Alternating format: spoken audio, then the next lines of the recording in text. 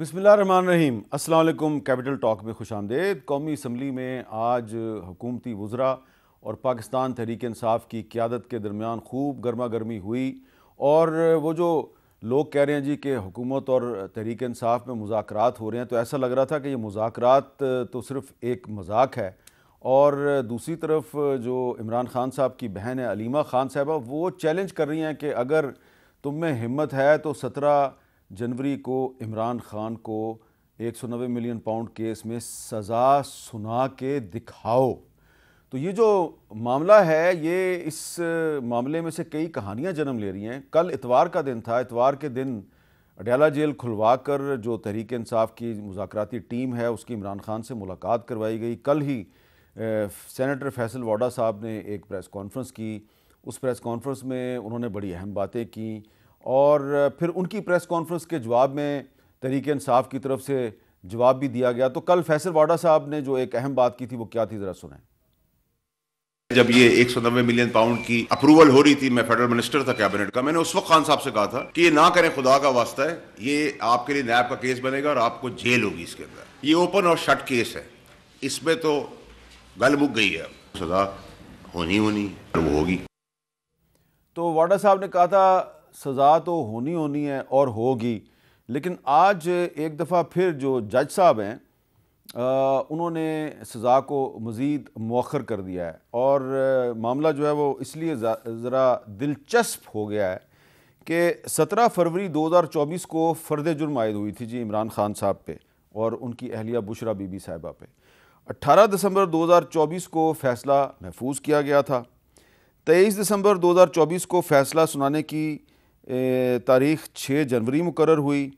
6 जनवरी 2025 को फ़ैसले की तारीख़ जो है वो 13 जनवरी मुकर्रर हुई और आज 13 जनवरी को फ़ैसले की तारीख़ जो है वो 17 जनवरी मुकर्रर हो गई है। तो 4 बार जो है ये फ़ैसले की तारीख़ तब्दील की गई है।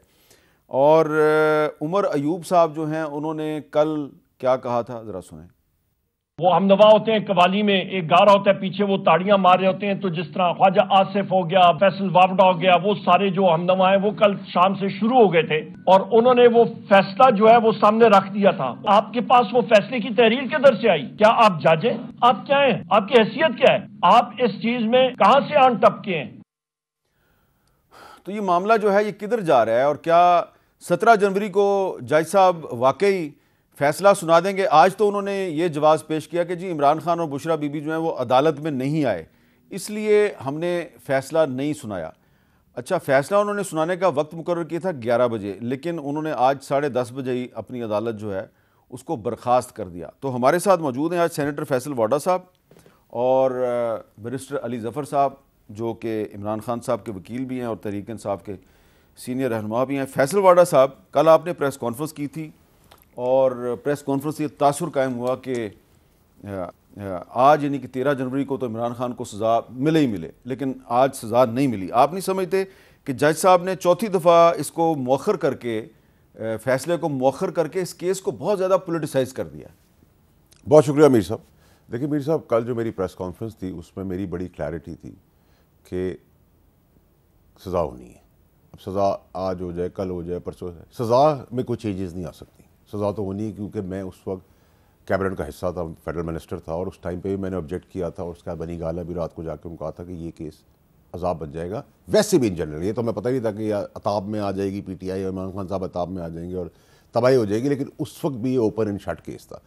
तो मैंने तो काबीना की अगर आप तारीख निकालेंगे, जिस दिन ये काम हो उस दिन भी, उस रात को भी मेरी स्टेटमेंट्स हैं टीवी के ऊपर।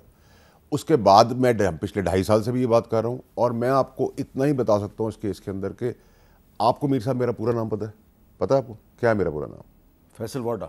आपको यकीन है कि मैं ही फैसल वाडा? अभी तक तो यही यकीन है। तो अगर आपको ये यकीन है तो ये इतना ही ओपन एंड शट केस है कि अगर आप इस कैबिनेट के अंदर अगर आप तो ये जज साहब जो हैं वो इतने परेशान क्यों हैं? देखिए, तारीख बदलने से फैसला तो नहीं बदल रहा ना, फैसला तो ओपन एंड शट केस नहीं, लेकिन जज साहब का ये जो तावील पेश की है कि इमरान खान साहब आज आए नहीं जी इसलिए मैं फैसला नहीं सुना सकता। देखिए, एक कोर्ट का डेकोरम होता है, एक कोर्ट की पाबंदी होती टाइम की। हम भी कोर्टों में जब गए हैं तो हमारी बारी आती थी 1 बजे, हम 8:30 बजे से वहाँ खड़े होते थे, बैठते थे, जाके इंतजार करते थे। एक डेकोरम का इशू है। दूसरा ये कि अगर इतने पेशेंस दिखाएं तो ठीक है, 17 तारीख को नहीं होगा, 17 तारीख को भी अगर आपको एक बिल 1% डिबेट के लिए कह देंगे आगे बढ़ जाएगा तो अरेस्ट वारंट होंगे।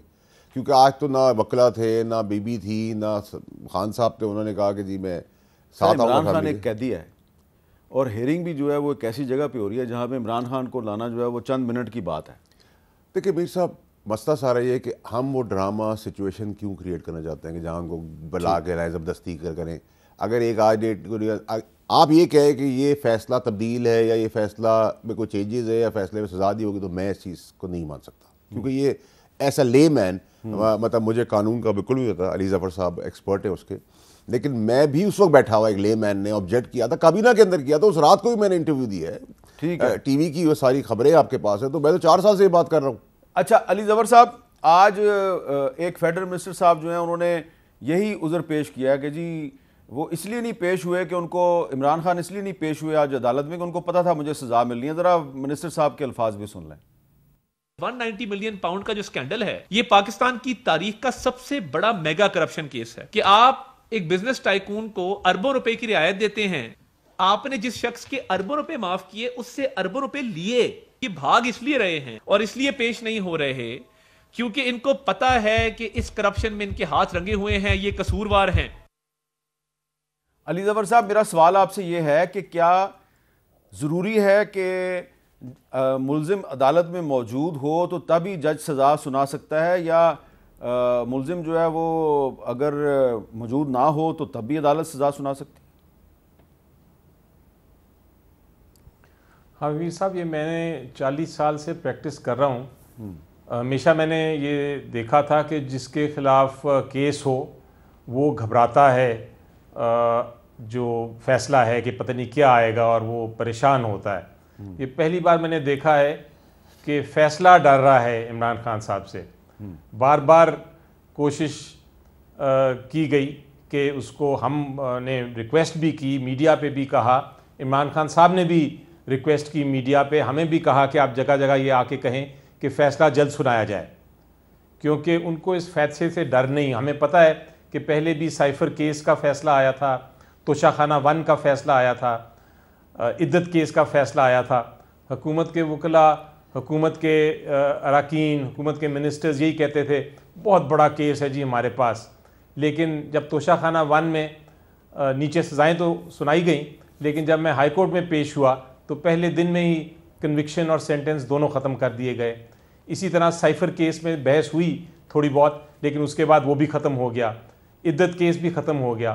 तो इमरान खान साहब को यकीन है कि ये केस भी नीचे जो भी फ़ैसला होता है, नीचे नहीं इंसाफ मिलता, कोई फ़र्क नहीं पड़ता।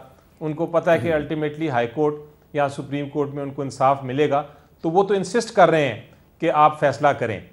आज का मैं आपको बताता हूँ कि क्या हुआ।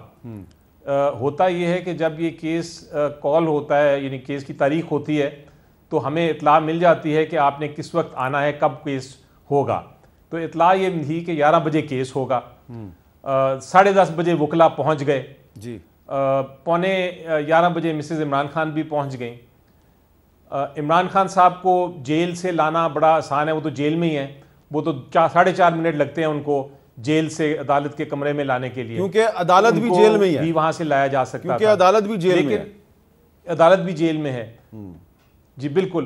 तो एकदम 10:30 बजे अनाउंस किया जज साहब ने कि जी मैं इसको डिले कर रहा हूँ 17 तारीख के लिए। तो ऑब्वियसली ये बहाना बनाया गया डिले करने का, और शायद जज साहब को इंस्ट्रक्शंस थी कि आप डिले करें। उन्होंने जो भी वजह थी उन्होंने 12 डिले किया। लेकिन अब उसका जो हुकूमत का कहना है कि हम डिले करना चाह रहे हैं, तो बिल्कुल बरअक्स है।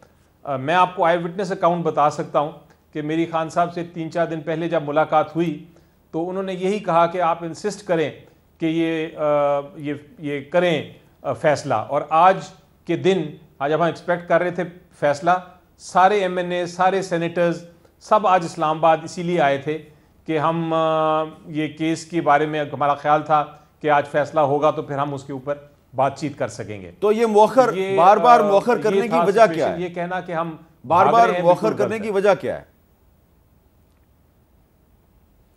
देखिए, ये मुझे भी समझ नहीं आ रही, क्योंकि जो पहले जज साहब ने जब चल रहा था केस, वो डे टू डे चला रहे थे वो, और तारीखें भी नहीं देते थे। और फिर जब उन्होंने कंक्लूड किया, उन्होंने कहा कि जी मैं अनाउंस करने जा रहा हूँ, अब ये पीछे से क्या इंस्ट्रक्शंस उनको मिल रही हैं कि वो अनाउंस नहीं कर रहे, ये समझ से बाहर है। लेकिन एक गैस वर्क कर सकता है इंसान, और गैस वर्क शायद ये है कि ये समझते हैं हुकूमत, और गलत समझते हैं, लेकिन समझते ये हैं कि शायद तलवार लटका के कोई मुज़ाकरात में फ़ायदा उठा सकते हैं। लेकिन ये असल में तलवार नहीं है, क्योंकि इमरान खान का आप घबराते नहीं हैं इस केस से। वो तो कह रहे हैं आप फैसला जल्दी करें।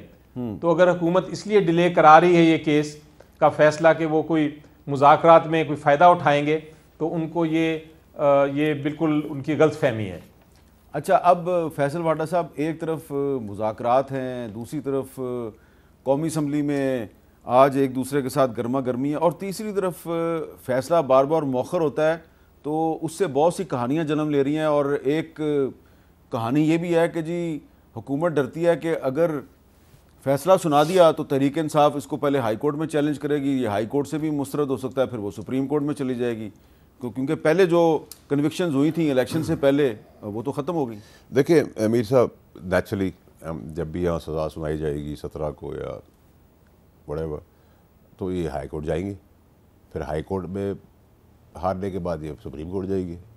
तो ये तो नॉर्मल है प्रोसीजर है, मेरे आपके लिए भी यही प्रोसीजर है, तो वो तो जाएंगे। एक दूसरा ये कि देखिए जो बात आपने असेंबली की वो गालब गलोच की सोचे। अब मुझे और बात बताएं, अली ज़फ़र साहब है, मैं इनको पहले से जानता हूँ, सियासत से पहले से जानता हूँ, बहुत अच्छा नाम है। बैरिस्टर गौहर साहब हैं, सैफ है, अली मोहम्मद ख़ान है, मरवत है, यूसुफ ज़ई है, ये सारे जो लोग हैं ये इमरान खान को जेल में रख के उसकी जान से नहीं खेलना चाहते। ये मैं आपको आपके रिकॉर्ड का हिस्सा बनाया। बाकी जो हैं वो सब चैलेंज लोगों की आपने तारीफ़ किया है, ये दरअसल आप उनको मशकूक बना रहे हैं। सर आप अगर मेरे कह रहे थे वो मशकूक हो जाते, अच्छे हो जाते, तो सर ये तो मेरे बड़ा ही कमाल है फिर तो। दूसरा देखिए जिस किस्म की ज़बान उमर अयूब साहब इस्तेमाल कर रहे हैं, उन्होंने मेरे बारे में भी कहा। देखिए हैसियत और औकात तो अल्लाह की दी हुई है, मैं तो हैसियत और औकात में नहीं बोलूँगा। सिर्फ मैं ये बताऊँगा कि उमर अयूब साहब का ताल्लुक 5 पॉलिटिकल पार्टियों से, ये सारी पॉलिटिकल पार्टियों में ऐसे ही ड्रामा करते रहे, और ड्रामेबाजी के बाद ये सबसे ज़्यादा बूट पॉलिशिंग, और वो भी ज़बान से आखिरी चमकी लगाने वाले आदमी हैं, और कॉम्प्रोमाइज़ टू 200% है। मैं ये नहीं बोल रहा कि मैं रिएक्शन बोल रहा, मैं बहुत पहले से बोल रहा। कॉम्प्रोमाइज़ का क्या मतलब है? कॉम्प्रोमाइज़ से मतलब ये कि देखिए इनके घर में कोई फंक्शन हो, दावत हो, जब मुश्किल वक्त था तो ये कॉम्प्रोमाइज़ सिचुएशन में गपशप लगा के आने वालों में से ये ड्रामेबाज। इनके वालिद साहब फौत हुए जब, गौहर अयूब साहब, तो इनको तो जनाजे में शिरकत के लिए भी बड़ी मुश्किलात का सामना। नहीं सर, कोई मुश्किलात का सामना नहीं, अल्लाह उनके वालिद को जन्नत नसीब करे। मुश्किलात का नहीं, और बिल्कुल टाइम के हिसाब से, प्रोग्राम के हिसाब से, अंडरस्टैंडिंग से आए थे, और अंडरस्टैंडिंग से गए, और अंडरस्टैंडिंग के बाद ही पुलिस आई। तो ये ढकी छुपी बात नहीं। और जो इससे पहले मीटिंग्स होती रहीं, ये भी आपको बताता चलूँ, जिसमें एक फैज़ हमीद साहब की एक मशकूक मीटिंग थी जिसमें वो मास्क पहन के आए थे, वो इनके घर में होती, इन्होंने वो वीडियो पंजाब बना के दी थी। फैज़ हमीद साहब मास्क पहन के उमर अयूब के घर आए थे? ये मैं उस टाइम की बात कर रहा हूँ, वो बड़ी बहुत ज़्यादा वो चली थी बात भी, और वो अखबारों में भी आया था। तो उस वक्त भी घर भी इन्होंने पहुँचाया था, प्रोवाइडर भी ये थे। उस वक्त किसी और के साथ मिल गए, वहाँ वीडियो बना के पहुँचाने वाले भी, जब उनका बुरा वक्त आया तो पहुँचाई वीडियो।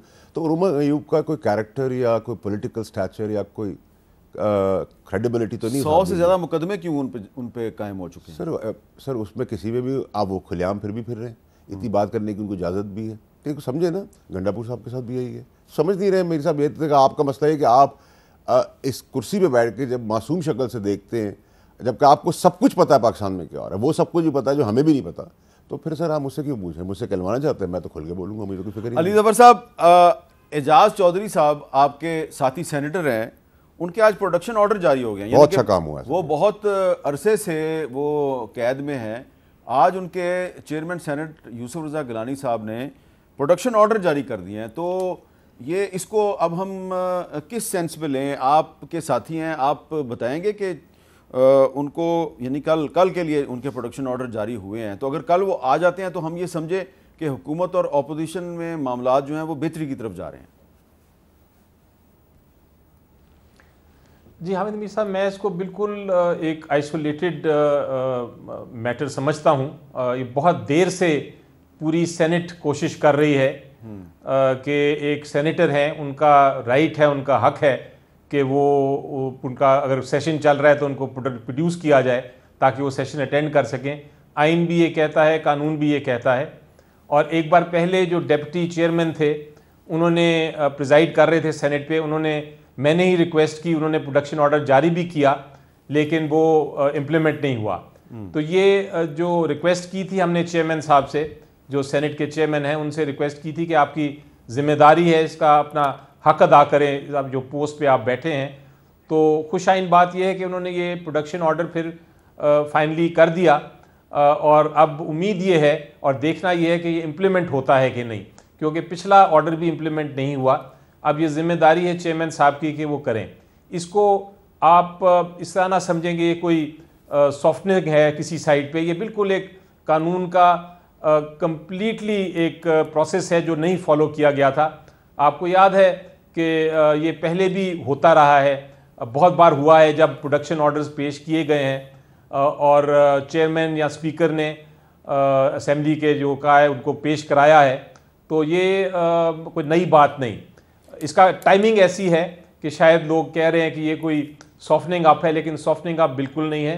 ये एक हक था जो फाइनली हक पूरा हुआ है। अच्छा, मैं इसी तरह है जिस तरह कि हमने केसेस जीते हाई कोर्ट जाके, तो ये कहना कि केसेस जीत गए हम, ये कोई कॉन्फिडेंस बिल्डिंग मेजर है, ऐसी बात नहीं है।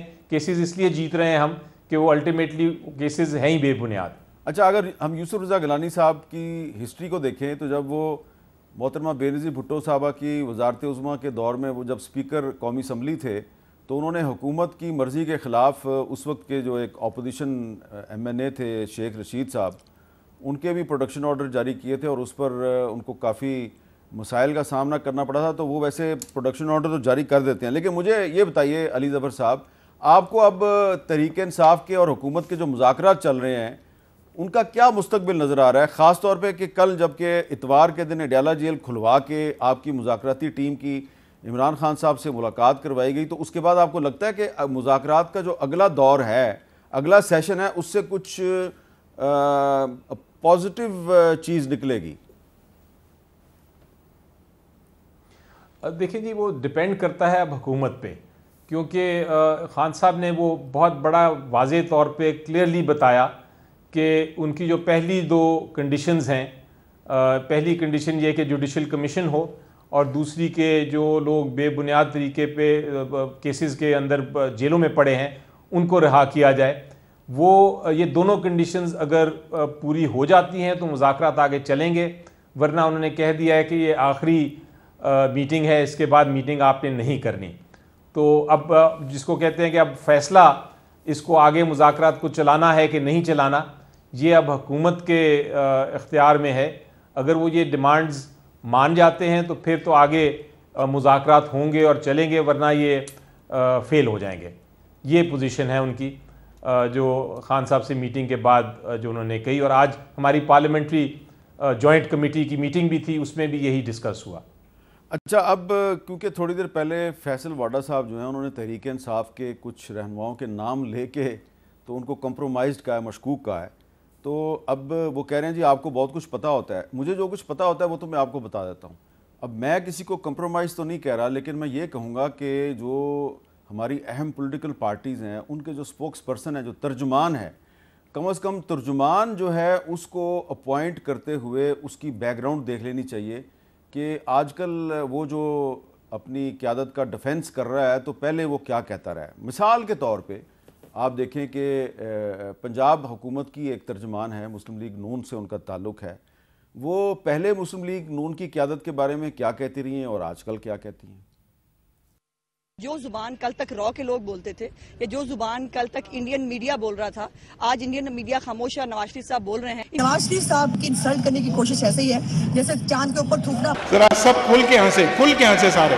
बड़े अफसोस की बात यह है कि PMLN जो है शायद तहरीक इंसाफ से इतनी खौफजदा और खत्म हो चुकी है कि अब उसको मरियम नवाज शरीफ की लॉन्चिंग सेरेमनी के लिए महकमा तलीम पंजाब के सहारों की जरूरत है। मरियम नवाज साहिबा की डिक्शनरी जो है उसमें एक ही लफ्ज है, वो है मेरिट, और उस मेरिट को किसी भी अपने के लिए मखसूस नहीं किया जाता। वाह वाह वाह वाह वाह वाह। मरियम नवाज शरीफ को जो है वो सरकारी फंड के ऊपर कल यूनिवर्सिटी में भेजा गया। अपनी घर की बेटियां जो है उनकी इज्जत का इनको ख्याल है, तो हम भी किसी के घर की बेटियां हैं। मैडम चीफ मिनिस्टर की तौहीन किसी सूरत भी पॉइंट स्कोरिंग के लिए और टिकटॉक पे और सोशल मीडिया पे लगाने के लिए उसकी इजाजत हरगिज नहीं देंगे। ये बिल्कुल रेड लाइन है हमारी। वो देखो जरा कैमरे का रुख उधर करो।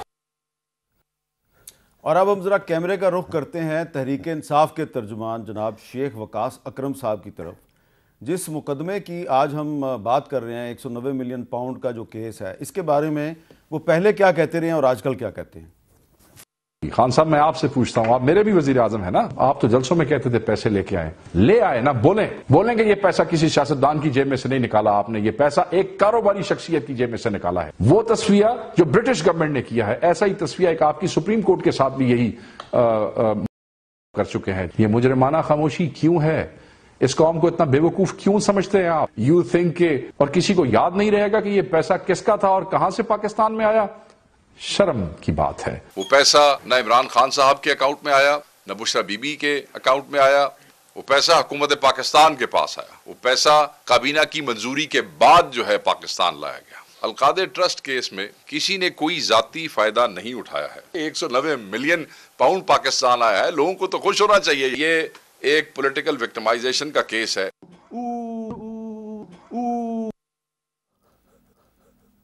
बहुत से लोग जो हैं वो एहतजाज करेंगे मेरे ख़िलाफ़ कि क्या ये काम पकड़ा हुआ है कि कभी एक के पुराने क्लिप चला दिए, कभी दूसरे के पुराने क्लिप चला दिए। वो भी बहुत से लोग करेंगे, लेकिन एक ब्रेक ले लेते हैं, ब्रेक के बाद दोबारा मिलते हैं।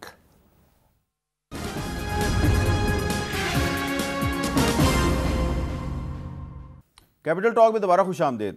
फैसल वाडा साहब, एजाज चौधरी साहब के प्रोडक्शन ऑर्डर जारी हो गए हैं। यकीनन आप भी इसकी हमायत करेंगे, आपके वो साथी सेनेटर हैं। ये प्रोडक्शन ऑर्डर जारी होने का क्रेडिट कोई ले या ना ले, लेकिन आपको लगता है आने वाले दिनों में जो मुज़ाकरात हैं हुकूमत और पीटीआई के, उनमें कुछ पेशरफ होगी? मीर साहब, पहले तो मुझे वो जो आपने बेशर्मी और बेहयाई की अभी दोनों तरफ तस्वीर दिखाई है, वैसे एक इलेक्शन मैं सजेस्ट करूँगा कि कनीज़ों और नौकरों का अलग होना चाहिए एक आम जनरल इलेक्शन के अंदर। लेकिन इस बेशर्मी और बेहयाई के बाद, और शुक्र है सर, और डर भी इस चीज़ से लगता है कोई ज़िंदगी में इंसान से ऐसा कोई काम ना कराए कि फिर आप दोनों क्लिप्स दिखाए, तो बड़ा मुताद पॉलिटिशियन को होना चाहिए। लेकिन इस कंपैरिजन के बाद तो मेरी हंसी भी नहीं रुक रही है, ना मुझसे कोई बात करने का दिल चाह रहा है। मैं चाह रहा है बस वो रिपीट में क्लिप देखता रहूँ, और मैं अभी जाते हुए आपसे ले लूँगा, सोशल मीडिया पर हम भी थोड़ा प्लेस कर देंगे। नंबर 1। नंबर 2 सर, ये कि जहाँ तक आपने बात की, जो आपका प्रोडक्शन ऑर्डर का आपका सवाल है, देखिए मैंने अपनी पहली सेनेट की तकरीर में एजाज चौधरी साहब का प्रोडक्शन ऑर्डर की डिमांड की थी, और मैं इससे बहुत खुश हूँ, और ये होना चाहिए और ये ज़रूरी है, और उसकी इम्प्लीमेंटेशन भी होनी चाहिए। आपके पास 100 केसेस हो सकते हैं, 200 केसेस होते हैं, लेकिन अगर आप किसी जगह का पार्लियामेंट के, आप किसी जगह के मेंबर हैं और आपको कानून ने आपको राइट दिया है, तो वो राइट यूटिलाइज भी होना चाहिए, उसको करवाना भी चाहिए, उसकी इम्प्लीमेंटेशन सबको हम आवाज़ होकर खड़ा होना चाहिए। बहुत अच्छा इकदाम है, इसके इम्प्लीमेंटेशन में हम भी पूरी कोशिश करेंगे कि इसको इम्प्लीमेंट किया जाए। इससे मुज़ाकरात पे भी अच्छा असर पड़ेगा? देखिए, मजाक जो हो रहा है, मुज़ाकरात जिसको आप मुज़ाकरात के नाम पे मजाक हो रहा है। देखिए दोनों तरफ से एक छुपन छुपाई का खेल चल रहा है। छुपन छुपाई ये है कि जो इमरान खान साहब की पार्टी है, उसके अंदर से जो शक्लें निगोशिएट करने आ रही है, वो अंदर खाने चाहती है कि इमरान खान साहब जेल में रहे। और ये अब मैं नहीं कह रहा, ये तो अब आपके टीवी चैनल ने बताया है। कोई कह रहा है उसको जेल में रह दो, सोने की चिड़िया है, कोई कह रहा है उसको बाहर ना आने दो।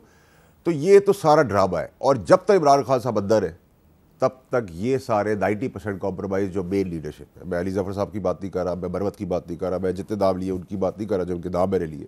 बाकी आप अली जफर साहब के नाम के साथ मरवत साहब का नाम क्यों ले रहे हैं? उनको तो शो कॉज नोटिस जारी हुआ है। देखिए, मैं तो अपना ओपिनियन दे रहा हूँ ना। मरवत साहब के साथ उनकी पार्टी कुछ भी करे, लेकिन मैं समझता हूँ वो क्राउड पुलर है, अच्छा, वो ज़बरदस्त काम कर रहा है और दिलेर आदमी है, तो उसको भी टांगे खींच रहे उसकी। ठीक है। और अगर आप उससे पूछे बैरिस्टर सैफ के बारे में, या आप उससे पूछे अली मोहम्मद खान के बारे में, या यूसुफ जही के बारे में, तो मैं यही कहूँगा अच्छे आदमी। वो मुझे बुरा भी कहेंगे तो मैं कहूँगा अच्छा आदमी, जिनके साथ टाइम गुजारा है, जिनका मुझे पता है कि इमरान खान साहब मुखलिस है, तो मुखलिस है। अगर सलमान को राजा है, ठीक है, सब पार्टी का हिस्सा नहीं थे, लेकिन अच्छा चेहरा है तो अच्छा चेहरा है। इसमें आपको बुरा ये तो ज़रूरी नहीं कि आप किसी इख्तलाफ करते हो तो आपको बुरा कहो। दूसरी चीज़ भी सबसे इम्पॉर्टेंट ये, आपने कोशिश कर ली 9 मई करके, आपने 26 नवंबर करके कोशिश कर ली, आपने जलाओ घराव करके देख ली, आपने सोशल मीडिया कैंपेन करके दे रही, आपने आर्मी चीफ का तमस्कर उड़ा के देख लिया, आपने बदमाशी करके देख लिया, आपने लड़ाई करके देख लिया, आपने जजों को दाब लेके कुछ करके, जब आप एग्जॉस्ट हो गए, जब आपका कोई रास्ता नहीं रहा, ठीक है, तो आप मुज़ाकरात के लिए आ गए। ठीक है, मैं अभी भी कहता हूँ मुज़ाकरात ही आगे रास्ता है, क्योंकि जिस हिसाब से सजाएं बढ़ चलेगी, हवा का रुख दूसरी तरफ बढ़ेगा, तो ये आग जो फैल रही है इसको कटेल करें। अच्छा, आपको लग रहा है कि बहुत ज़्यादा सजाएं आने वाली हैं? जी बिल्कुल। जजेस जो हैं उनको आपने कैसे रीड किया? देखिए मीर साहब, इस मुल्क के अंदर आपको रीड करने की ज़रूरत नहीं होती। आप बहुत सारे केसेस का जवाब आपको पहले पता होता है, जैसे मैंने आपको 4 साल से कहा। दूसरी चीज़ ये कि देखिए, जहाँ सज़ाओं की बात करो, इसमें भी कोई छोटी बड़ी सज़ा तो नहीं होगी ना, इसमें भी लंबी चौड़ी सज़ा होगी। तो मिलिट्री कोर्ट्स की सज़ा होगी ना वो? नहीं, ये मैं अभी 190 मिलियन पाउंड की बात कर रहा हूँ, ठीक है। वो एक सेपरेट है, उसके बाद फिर सेपरेट है, फिर सेपरेट है। देखिए, इस मुल्क के अंदर 70-75 साल की हिस्ट्री है कि आपने, और ख़तरनाक मुल्क है ये, कि आपने ऐवान से एक आदमी को फांसी पर चढ़ाया और जेल से आप ऐवान में लाएँ। ये दोनों चीज़ हमने देखी। जैसे आज आपने क्लिप दिखाया वक़ार साहब का और क्या नाम है तर्जुमान का, बुखारी साहिबा का, ये वैसा आपने ये पिक्चर पहले भी देखी हुई है, ठीक है। और अभी बहुत कुछ चीज़ें सामने आनी भी है। तो ये चीज़ें इस तरह ख़त्म नहीं हो रही, ये बढ़ी रही हैं। अभी भी अगर इसको संभाल ले तो मैं समझता हूँ मुज़ाकरात के तहत आप बहुत सारी और मज़ीद आग बढ़ने से रोक लेंगे। अच्छा अली ज़फ़र साहब, एक तरफ तो फैसल वाडा साहब का कहना है कि सज़ाओं का एक नया सिलाब आने वाला है, दूसरी तरफ वो कह रहे हैं कि अभी भी अगर आप मामलात को संभाल लें तो मामलात संभल सकते हैं। जी देखिए, मैं थोड़ा सा एक पहले वजाहत कर लूँ। मेरी नज़र में हमारे जितने पीटीआई के लीडरशिप है और एमएनएज़ हैं और एमपीएज़ हैं और सेनेटर्स हैं, वो अपनी अपनी जगह बिल्कुल सिंसियर हैं और अपनी मेहनत कर रहे हैं, और जो जितना जिसकी एक्सपर्टीज़ है उसके मुताबिक वो कंट्रीब्यूट भी कर रहे हैं पार्टी के लिए। और इस पार्टी को तो मैं अब ये कहता हूँ कि ये पार्टी नहीं है, सियासी जमात नहीं है, ये एक तहरीक है, ये एक मूवमेंट है। तो उस मूवमेंट में हर कोई जो अपना शामिल हो रहा है वो एक तरह बीज बो रहा है एक अच्छे मुल्क के लिए। तो ये कहने के बाद अब आपके सवाल का जवाब मैं देता हूँ। देखिए, मेरी नज़र में ये जो मुज़ाकरात हैं सर, ये हमेशा आपके प्रोग्राम पे भी मैंने कहा कि दरवाज़े खुलने चाहिए डायलॉग के, और वो अच्छी बात है कि एक डायलॉग के दरवाज़े खुले हैं। जहाँ तक सज़ाओं का ताल्लुक़ है और कन्विक्शंस का ताल्लुक़ है या केसेस का ताल्लुक़ है, मेरा ख्याल है वो साथ साथ चलेंगे। जो लीगल केसेस हैं वो चूँकि बेबुनियाद केसेस हैं, उसमें हमें कोई ख़दशा नहीं, वो लीगल बैटल भी चलेगी। इसमें कोई किसी किस्म का, इमरान खान साहब ने क्लियर कर दिया है कि एनआरओ वो नहीं लेंगे।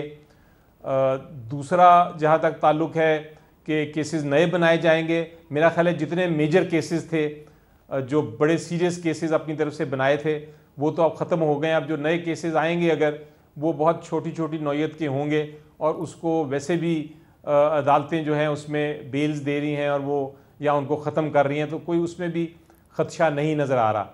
मेरी नज़र में जो एमुनिशन थी, जितने वेपन्स थे, जितने हथियार थे, वो सारे इस्तेमाल हो चुके हुए हैं कानूनी तौर पे। अब एंड गेम है सामने। तो मुज़ाकरात अपनी जगह चलेंगे, सियासी जो जंग है वो अपनी जगह चलेगी, और अदालत की जो जंग है वो अपनी जगह चलेगी। ये तीनों साइमल्टेनियसली चलेंगे। मुज़ाकरात अगर ख़त्म भी हो जाते हैं तो बाकी दोनों तो चलेंगे, क्योंकि अवाम जो है वो खान साहब के साथ है, और जब तक अवाम इमरान खान साहब के साथ है, मेरा ख्याल है किसी किस्म का फाइनली ख़दशा नहीं है। हाँ, ये ज़रूर है कि हो सकता है आपकी शॉर्ट टर्म स्ट्रैटेजी कामयाब ना हो, लेकिन लॉन्ग टर्म स्ट्रैटेजी तो जाके ज़रूर कामयाब होगी इंशाल्लाह। अच्छा जी, मैंने एक ब्रेक लेनी है। ब्रेक से पहले एक बड़ा अहम मामला है, उसको भी थोड़ा सा हमें हाईलाइट करना चाहिए, और वो ये है कि आप जानते हैं कि पिछले कुछ दिनों से इंटरनेशनल मीडिया पे और सोशल मीडिया पे जो बरतानिया में पाकिस्तानी हैं उनके ख़िलाफ़ एक बहुत ही गलीज़ किस्म की एक मुहिम चली हुई है। उन पर कुछ बेबुनियाद किस्म के इल्ज़ामात लगाए जा रहे हैं। तो बरतानवी पार्लियामेंट में पाकिस्तानियों को कंडेम करने के लिए, उनकी मज़म्मत के लिए एक करारदाद जो है वो बाकायदा पेश की गई, लेकिन इस करारदाद को भारी अक्सरियत के साथ मुस्तरद कर दिया गया। बैकग्राउंड इसकी ये है कि ग्रूमिंग और रेप गैंग्स की आड़ में पाकिस्तानी कम्यूनिटी को बदनाम करने की करारदाद बरतानवी पार्लियामेंट में भारी अक्सरियत से मुस्तरद की गई है, और वज़ीर-ए-आज़म सर कीर स्टारमर समेत 364 अरकान की तरफ से इसकी मुखालफत की गई है, जबकि 111 अरकान ने इस करारदाद की हमायत की। और ये जो साजिश की गई है उसमें जो ताकतें हैं साजिश करने वाली, वो ये चाहती हैं कि बरतानिया में न सिर्फ मुस्लिम कम्यूनिटी को बदनाम किया जाए बल्कि हुकूमत का भी धड़न तख्ता हो जाए। और साजिश में मारूफ सोशल नेटवर्क के एक मालिक एलन मस्क और मुकामी जमात टॉर्स का बड़ा किरदार है, और इस साजिश के ज़रिए मुसलमानों को ग्रूमिंग गैंग से जोड़ने की कोशिश की जा रही है, जो कि इंतहाई काबिल मज़म्मत है। तो ये एक जो करारदाद मुस्तरद हुई है, वो बताती ये है कि करारदाद तो मुस्तरद हो गई, लेकिन साजिशें पाकिस्तान के ख़िलाफ़ बहुत बड़ी बड़ी हो रही हैं। तो इसका मुकाबला हम कैसे करें, इस पर बात करेंगे वक्फे के बाद।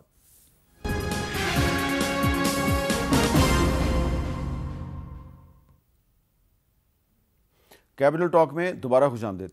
फैसल वाडा साहब, मैं जो आपसे बार बार हुकूमत और तहरीक इंसाफ के दरमियान मुज़ाकरात के मुस्तकबिल के बारे में सवाल कर रहा था, उसकी एक वजह यह भी थी कि बरतानिया में, अमेरिका में, यूरोप में जगह जगह पाकिस्तान के ख़िलाफ़ साजिशें हो रही हैं।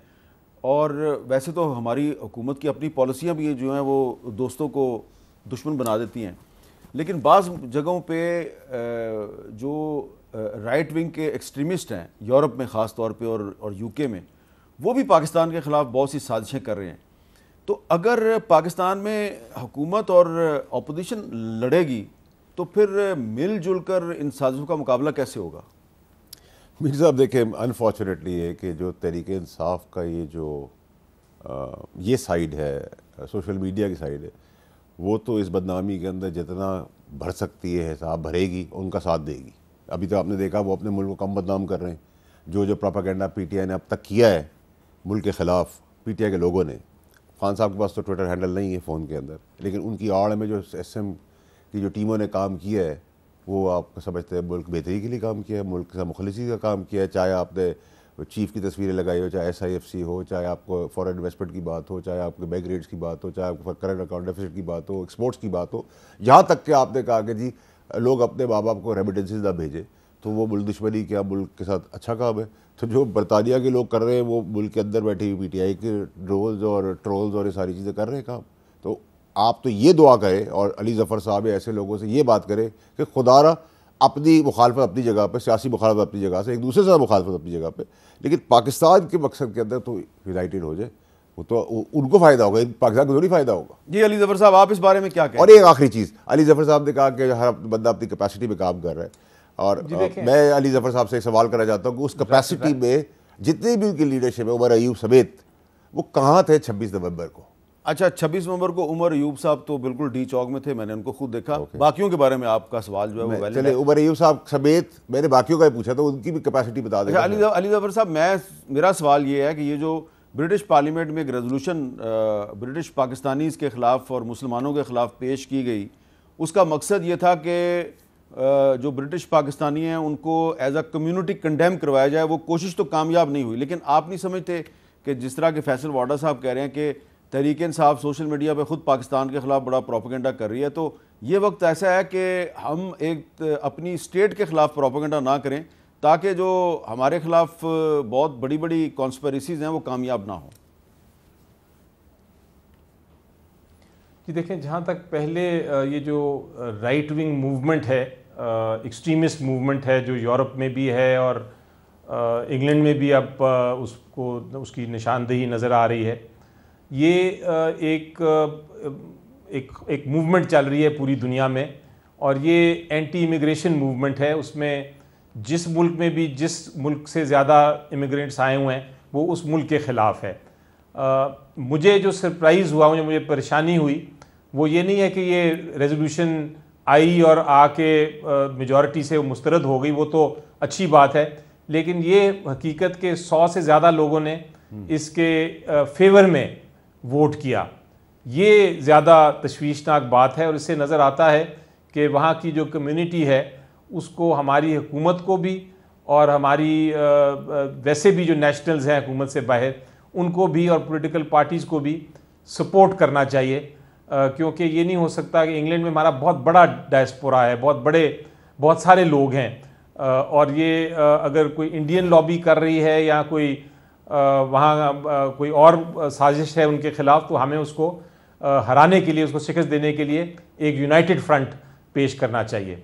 अब जहाँ तक आपका ताल्लुक़ है, आपका दूसरा सवाल है, मैं आपसे बहुत क्लियरली बात करता हूँ कि मेरे लिए और यकीनी तौर पे आपके लिए भी और हर पाकिस्तानी के लिए पाकिस्तान फ़र्स्ट है। यानी एक चीज़ है स्टेट ऑफ पाकिस्तान, उस पर कोई कॉम्प्रोमाइज़ किसी किस्म का इजाज़त नहीं, ना मैं दूंगा, ना आप देंगे, ना कोई और शहरी देगा। वहाँ जब आता है हमारा स्टेट का इंटरेस्ट, वहाँ हमें सबको एक ही पॉइंट पे खड़ा होना है। एक एग्जांपल आपको देता हूं, कश्मीर का इशू पे किसी किस्म का कोई कॉम्प्रोमाइज़ नहीं, लेकिन बाकी हमारी सियासत है वो हमारी आपस में लड़ाई है, हुकूमत से लड़ाई है या अपोजिशन से लड़ाई है या किसी पॉलिटिकल पार्टी से लड़ाई है, वो अपनी जंग अपनी जगह, लेकिन स्टेट कम्स फर्स्ट, स्टेट पे कोई कॉम्प्रोमाइज़ नहीं है। बहुत बहुत शुक्रिया अली ज़फ़र साहब, बहुत बहुत शुक्रिया फैसल वाडा साहब। बात की अली ज़फ़र साहब ने कि स्टेट और हुकूमत में फ़र्क रखना चाहिए। हुकूमत से इख्तलाफ है, हुकूमत पे तनकीद ज़रूर करें, लेकिन जो रियासत है अगर उससे आपको इख्तलाफ है तो उसका तरीका ये है कि इस तरीके से तनकीद करें कि आपका अपना मुफाद जो है, जो कि दरअसल आपकी रियासत का मुफाद है, उस पर कोई ज़द ना पड़े। इजाज़त दीजिए, अल्लाह हाफ़िज़।